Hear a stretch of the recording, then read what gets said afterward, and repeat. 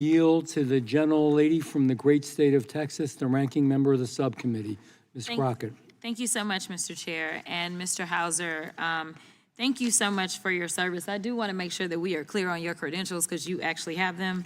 I have that you were the Assistant Director of Legislative Affairs at Homeland Security, correct? At one time, yes, ma'am, about 15 years ago. You were Deputy Chief of Staff at Homeland as well? Yes, ma'am. You served as a Senior Advisor to the Commission as Homeland's Custom and Border Protections. Yes, ma'am. Hey everyone, welcome back to True Voice. I'm your host, Andrew, and if you're new here, go ahead and hit that subscribe button so we can keep lifting up the voices that actually stand for truth, justice, and the real American values. Today, I'm reacting to a clip featuring Congresswoman Jasmine Crockett. And let me just say, this is how you defend democracy. This is how you speak truth to power. If you haven't seen it yet, buckle up, because we're talking about immigration, ICE abuse, political theater, and yes, the hypocrisy of the MAGA movement. Let's watch. As well as you recently served as the Chief of Staff for ICE. Yes, ma'am. Okay, so you've done a few things. I'm also a combat veteran. Yes, ma'am. Okay, well, thank you for your service in all ways. Here, listen, I have a series of issues of what's going on because I will say that the Republicans were right. Democrats lost on immigration. When you look at all the polling, when you talk to people, they lost on immigration. And frankly, I am concerned that we did not have conversations that went beyond just talking about the humanity, because there are people that literally don't care about humanity, which is why we are able to have this administration doing the things that they're doing. Talking about the fact that border crossings are down 95%, well, I don't know if I can trust that number or not. You know why? Because first of all, they've been going out, they've been firing all of the persons that usually deal with data, science, and facts all over in all agencies, in addition to the fact that even if that is a real number, we don't know if they got to that number just because, well, this is a lawless administration that is consistently in violation of people's constitutional rights, the Constitution in and of itself, court orders. So we can't really explain exactly why and how, even if that is true. And at some point in time, you have to say there is a balancing test. Either we are going to follow the law fully or we're not at all. And frankly, what I've seen out of this administration is that they don't want to follow the law. But there is something that you said in your opening remarks that really stuck with me. There was a line that I wrote down. You said, line cooks and landscapers. Now, I have talked to those that are in construction. I have talked to those that are farmers. I have talked to a lot of people that have said that because of the reckless acts of so many of these ICE agents, they can't even get their workers to show up to work because of what they're doing. Now, you correct me if I'm wrong. As somebody that practiced criminal law, I never saw that we needed ICE to go and arrest somebody, say, for murder. Is ICE the only agency that has the authority to arrest somebody, say, if they go out and commit murder? No, ma'am, they're not. But what about aggravated robbery? No, ma'am. What about rape? No, ma'am. Okay, so in fact, 9 times out of 10, the primary arresting agency when it comes to, say, committing a crime such as aggravated robbery, rape, murder, would that be ICE? Would that be the primary arresting and investigatory agency to do that in the first place? No, ma'am. Okay. All right. So I just wanted to make sure I was on the right page because I get a little confused sometimes when we're around here. Now, we have talked about a lot of the kind of back and forth between the branches.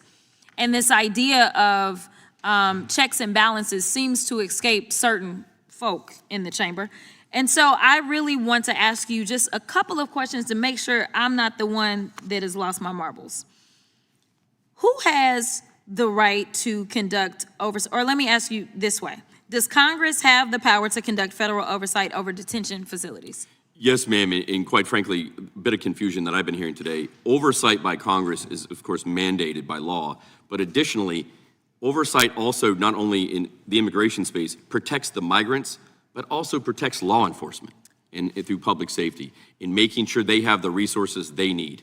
In my position, over 15 years at the department, I oversaw hundreds of visits by congressional members, advocacy groups, immigration groups, law enforcement groups, and in no way did I ever see the sort of situation that we saw in Delaney Hall where there was a powder keg driven by the political theater being driven by the White House. That's exactly right. And that's actually why I wanted to make sure I talked about the fact that you had credentials and you've actually been in this space. That was not normal. And the idea that they would somehow say that it's their colleagues that were the ones that were driving it, which is why I made sure that I showed video footage of Representative McIver very calmly telling them why she was there. And frankly, it is sad that we do have to go through this kind of political theater because, listen, we all know what it is. That's why they hired everybody from Fox News, because all they trying to do is put on for a show. This is not the Apprentice show. This is supposed to be about the American people, and I want us to start to refocus our attention on the American people and stop demonizing every daggone person that ends up in custody of ICE, because they are not necessarily demons just because ICE decided to round them up. So thank you for your testimony. Can I answer that question? No. The gentle lady yields back.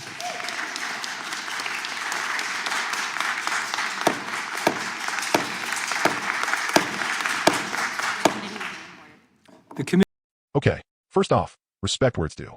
Jasmine Crockett lays it down with facts, with clarity, and with a kind of moral backbone that we don't see enough in Washington. She starts by confirming the credentials of Mr. Hauer, a veteran, a former Homeland Security official, and someone who clearly knows what he's talking about. That matters, because when the right is pushing misinformation and Fox News theatrics, we need people with real experience and real patriotism to push back. And then, and this is what hit me, Crockett calls out the failure of Democrats to win the narrative on immigration. She's not sugarcoating it. She's saying, we lost that issue because we didn't go beyond the humanity argument. And she's right. Some people don't care about humanity anymore. They want fear. They want spectacle. And we can't fight that with vague moral appeals. We need to show how their cruelty makes everyone less safe and less free. Boom. Right there. Crockett breaks it down like a former criminal defense attorney. ICE is not out here arresting murderers, rapists, or robbers. That's not their job. That's not even how the system works. But the right wants you to believe that every undocumented worker is some kind of violent criminal. That's a lie. A racist, fear-mongering lie designed to dehumanize people who are just trying to work, feed their families, and contribute to our country. And what about ICE raids scaring off farm and construction workers? That's not just inhumane. That's economically stupid. It's Republicans hurting small businesses and farmers, then turning around and blaming immigrants. Classic. You want to talk about patriotism? You want to talk about defending the Constitution? Crockett calls out the chaos at Delaney Hall for what it was, a political stunt. Not oversight. Not law enforcement. A staged event from MAGA media. They're not governing. They're auditioning for a TV show, and Crockett's not having it. She even shows video of Representative LaMonica McIver calmly doing her job, only to be dragged into the far-right outrage machine. That's disgraceful. And honestly, it's dangerous. It's undermining the rule of law, the legitimacy of Congress, and the basic idea that elected officials can do their jobs without being harassed. So here's my take. Jasmine Crockett showed what leadership looks like. She's not afraid to speak the truth, even when it's inconvenient for her own party. She's reminding us that loving this country means holding it accountable, not blind loyalty to flags and slogans, but real loyalty to the Constitution, to civil rights, and to the truth. We need more voices like hers in Congress, and we need to keep holding the media and politicians accountable when they turn policy into performance art. If you felt that, if you believe in a better, smarter, more humane America, make sure to asterisk like, comment, and subscribe to True Voice. Let's keep this conversation going. Let's push for policies that serve all people, not just the loudest and most extreme. I'm Andrew. Thanks for watching, and as always, stay bold, stay compassionate, and stay true.